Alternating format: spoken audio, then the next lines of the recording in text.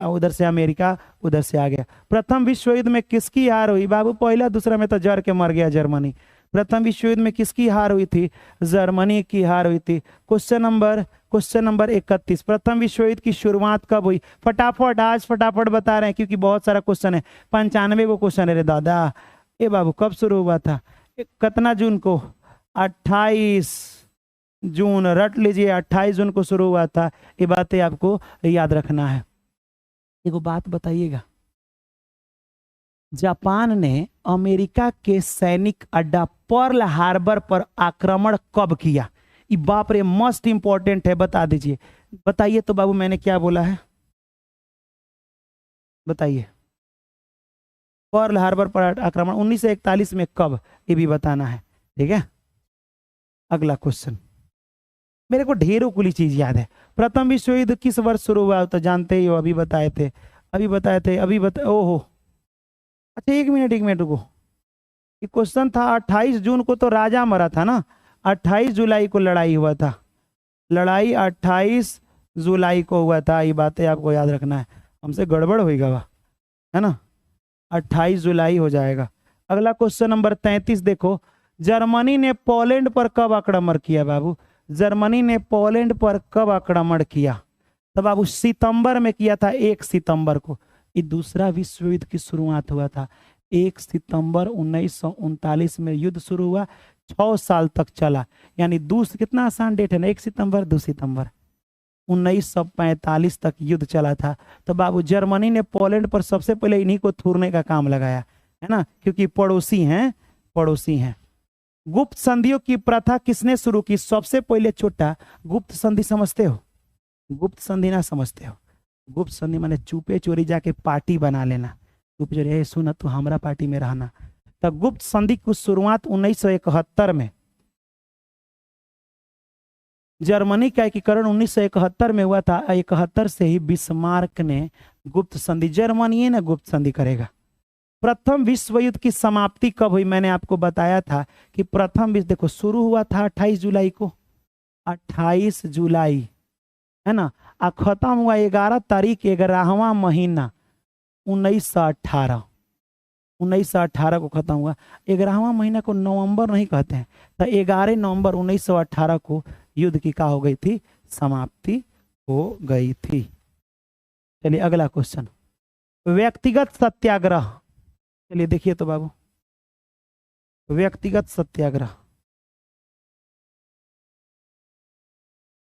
व्यक्तिगत सत्याग्रह आंदोलन का पहला गांधी जी शुरू किए थे। व्यक्तिगत सत्याग्रह रट लीजिए, गांधी जी। सबसे पहला सत्याग्रही विनोबा भावे थे, 1 नंबर, ये आंसर हो जाएगा। और दूसरा सत्याग्रही कौन था?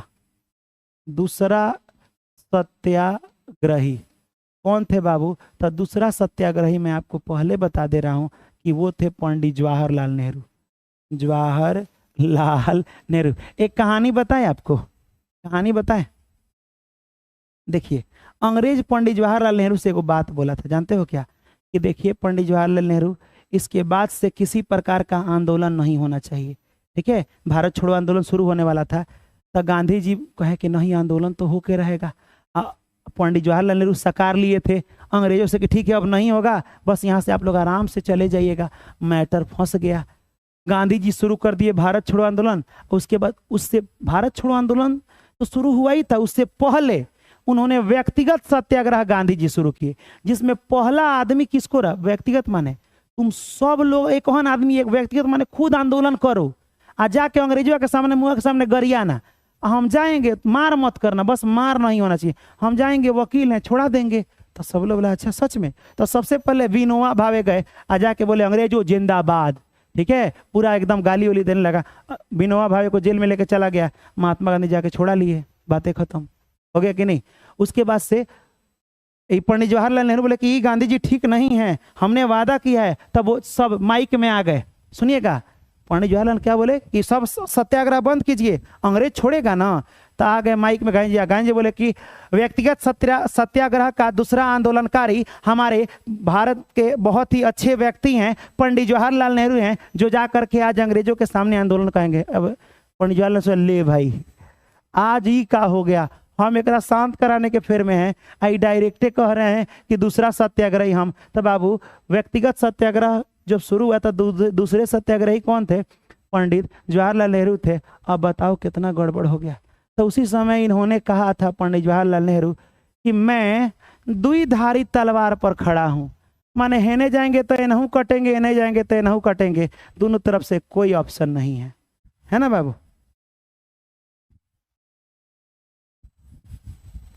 समझे? तो ये हो जाता है कबो कबो, जाने दो। अब आइए अगला क्वेश्चन की मैं बातें करूं। अगला त्रिराष्ट्रीय समझौता। त्रिराष्ट्रीय समझौता बताइए, ये तो फिर वही है बाबू, प्रथम विश्व युद्ध वाला।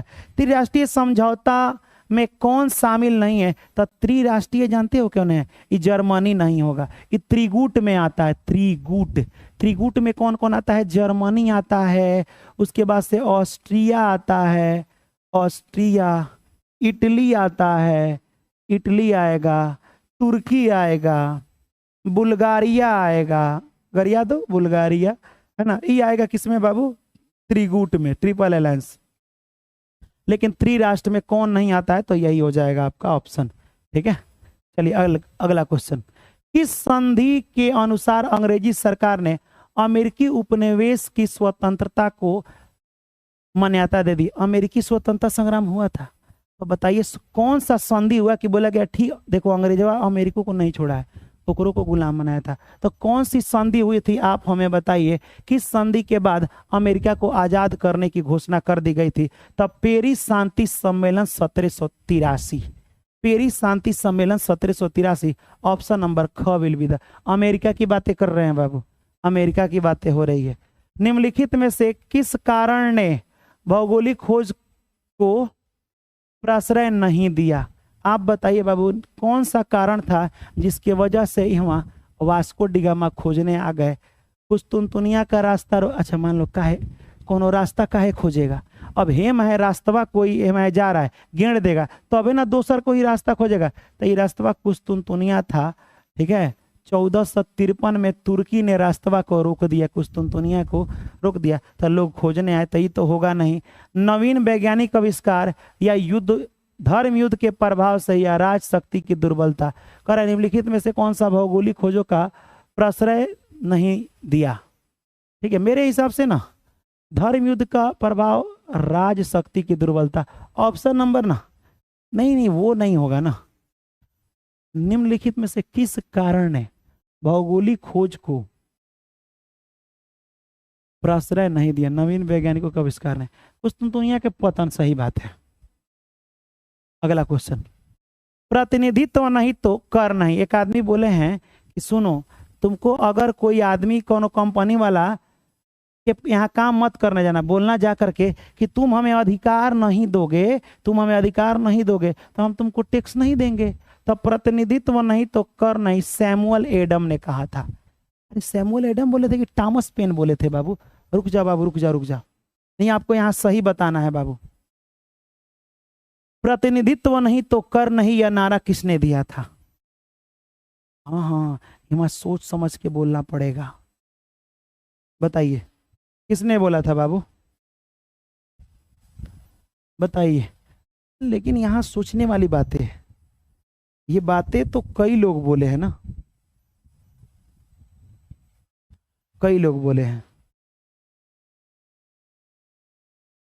ये बातें किसने कही है?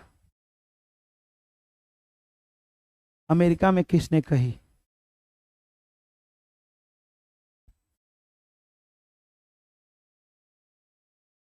मतलब नो टैक्सेशन विदाउट रिप्रेजेंटेशन। बता दीजिए फटाफट, क्वेश्चन बताइए।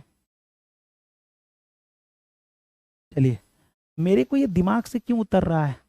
प्रतिनिधित्व नहीं तो कर नहीं, without, without, no taxation, English में याद हो जाएगा थोड़ा सा। नो टैक्सेशन विदाउट रिप्रेजेंटेशन, यह ना वर्ड था बाबू। प्रतिनिधित्व नहीं तो कर नहीं, यह नारा किसने दिया था? मेरे को थोड़ा यहाँ दिमाग से उतर नहीं रहा है, दिमागवा कम काम कर रहा है ना जी।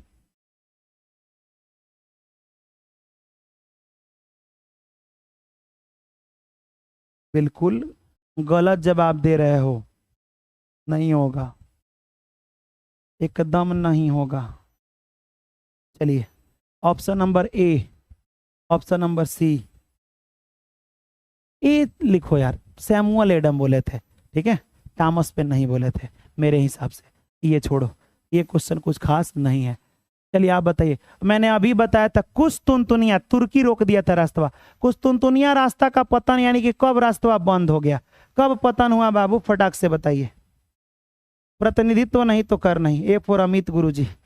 बाबा बोल देता है तुम लोग, कल से सन्यासी बन जाएंगे तो पढ़ाएगा कौन, है ना। तो बाबू 1443, 1443 से ना लिखे थे।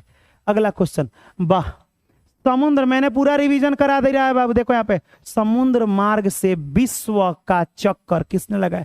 एक बोला कि हम पूरा विश्व में घूम के गल जाएंगे, मैगलन ने लगाया था।